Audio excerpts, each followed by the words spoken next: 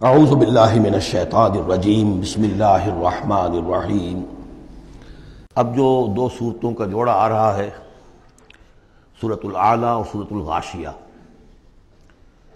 ان دونوں کے بارے میں یہ بات تو آپ میں سے بہت سے حضرات کے علم میں ہوگی کہ نبی اکرم صلی اللہ علیہ وسلم کا یہ معمول تھا کہ جمعہ اور عیدین کی نمازوں میں آپ ان صورتوں کی قرأت فرماتے تھے، پہلی رکعت میں سورۃ الاعلیٰ، دوسری رکعت میں سورۃ الغاشیہ۔ اور اس کی وجہ بھی صاف سمجھ میں آ جاتی ہے، ان دونوں میں تذکیر کا حکم ہے حضور کو، فذکر انما انت مذکر فذکر ان نفعت الذکریٰ۔ تو چونکہ جمعہ اور عیدین میں خطبہ ہے، باقی نمازیں جو ہیں وہ تو صرف قرآن پڑھا جاتا ہے، لیکن یہ کہ جن نمازوں کے ساتھ خطبہ ہے اس میں وہ تذکیر ہے، یاد دہانی ہے، اور اس کے حوالے سے پھر یہ صورتیں جو ہے حضور نے صلی اللہ علیہ وسلم ان نمازوں کے لیے گویا کہ منتخب کی۔ سبح اسم ربک الاعلی، پاکی بیان کرو اپنے اس رب کے نام کی جو بہت بلند و بالا ہے۔ نام کا لفظ یہاں کیوں کہا گیا؟ اس لیے کہ ہمارا جو بھی کوئی ذہنی رشتہ ہو سکتا ہے اللہ تعالیٰ کے ساتھ، جہاں تک اس کی ذات ہے، وراء الورا ثم وراء الورا ثم وراء الورا، اس کا کوئی تصور ہمارے لیے ممکن نہیں، ہمارے تخیل سے، تصور سے، وراء الورا ثم وراء الورا، ہمارا جو بھی اس کے ساتھ ذہنی قلبی رشتہ ہے اس کے ناموں کے حوالے سے ہے۔ وَلِلَّهِ الْأَسْمَاءُ الْحُسْنَىٰ فَادْعُوهُ بِهَا، لہذا تسبیح بھی ہوگی اللہ کی، تحمید بھی ہوگی تو اللہ کے ان اسماء کے حوالے سے۔ الذی خلق فسوی والذی قدر فہدی، یہ چار الفاظ جو ہے بہت قابل توجہ ہیں۔ جیسے کہ اس سے پہلے ہم پڑھ چکے ہیں کہ تین الفاظ میں تخلیق کے عمل کو اللہ تعالیٰ نے واضح کیا تقسیم کرتے ہوئے، هو اللہ الخالق البارئ المصور۔ ایک شے کا پہلے ایک ذہن میں نقشہ بنتا ہے، پھر اس کا بالفعل اس کو پھر باہر جو ہے اس کا وجود آتا ہے، پھر اس کے فنیشنگ ٹچز ہوتے ہیں، پھر تصویر ہے اس کی۔ الخالق الباری المصور، یہ سورہ حشر کے آخر میں جو اسماء کا گلدستہ ہے سب سے بڑا قرآن حکیم میں، اس میں آخر میں یہی تین ہیں۔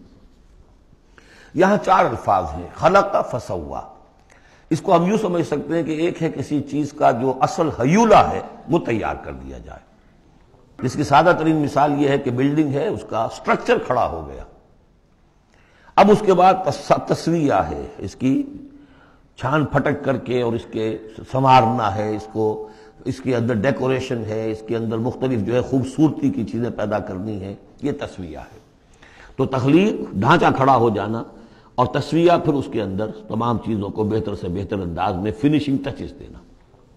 والذی قدر فہدی، اب ہر شے کی جو کہ ان دو مراحل سے گزر چکی ہے، تخلیق اور تسویہ کے دو مراحل سے، اب اس کے لیے ایک اندازہ مقرر کیا جاتا ہے، اس کی کیا کیپیبلٹیز ہیں، اس کی کیا پوٹینشیلٹیز ہیں، یا یوں کہیے اس کی کیا لیمیٹیشنز ہیں۔ اب ایک انسان ہے، اشرف المخلوقات ہے، لیکن اس کی یہ لیمیٹیشن ہے کہ وہ اڑ نہیں سکتا، پرندہ ہے، چھوٹی سی چڑیا اڑتی پھرتی ہے۔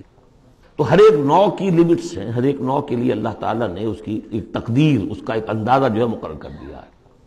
پھر انواع کی تقدیر مقرر، انسانوں کی بھی تقدیر ہے، وہ جو میں بتا چکا ہوں، شاکلہ جو بنتا ہے، وہ جو بھی جینز آئے ہیں وہ تو اس کی گویا کہ گیون ہیں اس کے لیے، کسی کو ذہانت والے ملے ہیں، کسی کے اندر جسمانی قوت والے زیادہ ہیں، کسی میں کوئی اور وصف ہے، تو یہ بھی اس کے لیے گیون ہے، اور اس سے اس کا شاکلہ تیار ہو جاتا ہے، اس کی شخصیت کا ایک سانچہ بنتا ہے۔ اب ظاہر بات ہے کہ اس کے اندر جو بھی اب وہ محنت کرے گا اس کے اندر اندر کرے گا، اس سانچے سے باہر نہیں نکل سکتا۔ جیسے انگریزی کی کہاوت کہہ لیجئے یا جو بھی اسے کہیں، کہ وہ کہتے ہیں کہ you can't outgrow your skin, یہ کھال جو ہے ہمارے جسم پر چڑھی ہوئی ہے، آپ کتنے ہی موٹے ہو جائیں، میں اور کتنا ہی پھیل جاؤں، لیکن کھال سے باہر تو نہیں نکلوں گا، کھال وہ پھیلتی چلی جائے گی، تو کھال کے اندر رہنا ہے۔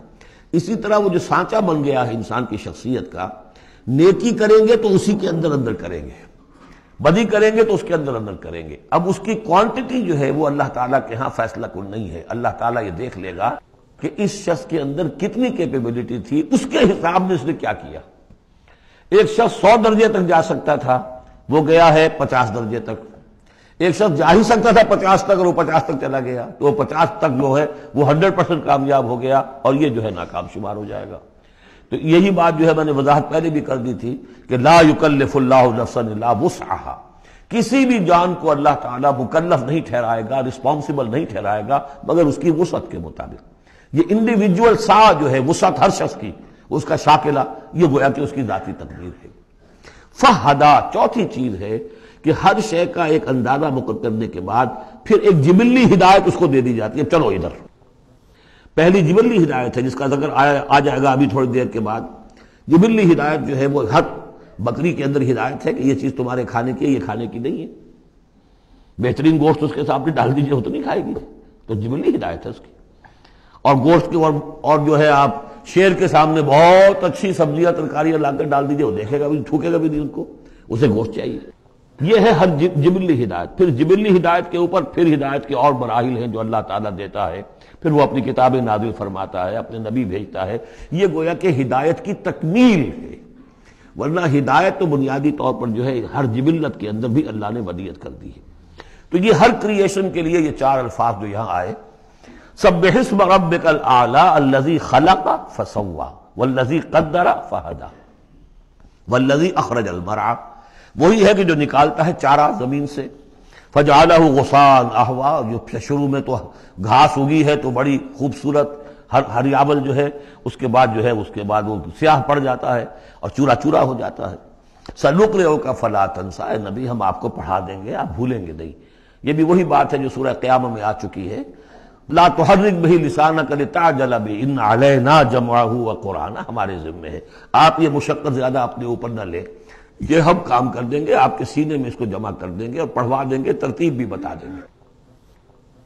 سنقرئک فلا تنسیٰ الا ما شاء اللہ، سوائے اس کے جو اللہ چاہے۔ تو اگر اللہ چاہے، فرض کیجئے یہ اس لیے بات کو واضح کرنے کے لیے، اللہ بلانا چاہے گا تو آپ لاکھ اپنی زبان کو حرکت دیتے رہیں، اللہ تعالیٰ کی قدرت سے تو آپ باہر نہیں نکل سکتے، آخر اللہ تعالیٰ قدیر ہے اللہ شے پر۔ لیکن یہ کہ یہ صرف اس امکان کو ظاہر کرنے والی بات ہے، اس کا یہ مطلب نہیں کہ اس سے یہ نکل آتا ہے کہ قرآن مجید کی کوئی آیت جو ہے اللہ نے بھلوا بھی دی محمد کو صلی اللہ علیہ وسلم۔